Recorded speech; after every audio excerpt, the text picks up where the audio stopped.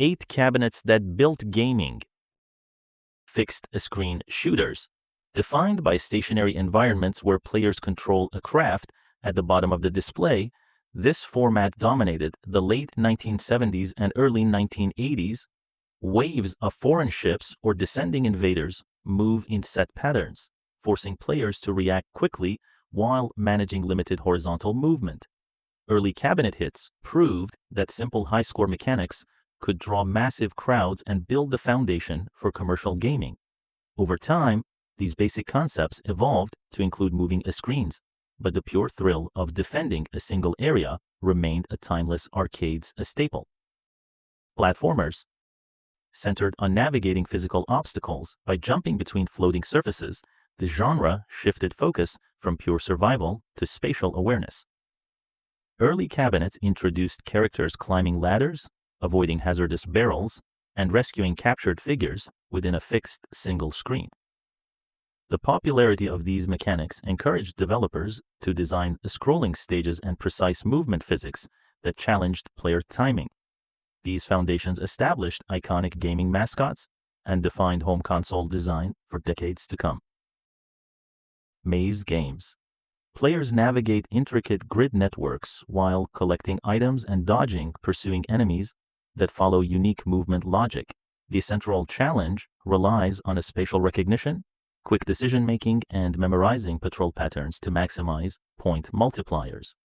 Introduced during the golden age of coin-operated cabinets, these titles proved that games could succeed through non-violent, accessible mechanics that appealed to a broad demographic. The layout style directly influenced early stealth and puzzle titles across the industry. Beat-em-ups.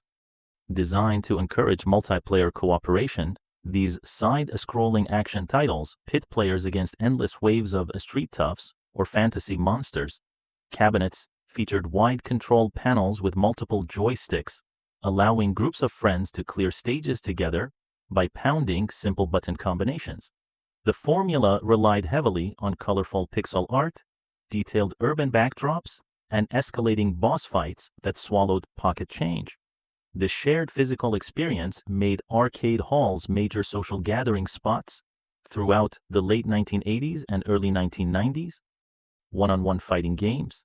Built around head-to-head competitive play, these cabinets feature two opponents battling within a timed round until one health bar empties. Players utilize complex joystick motions and precise button inputs to execute special attacks, combos, and defensive blocks.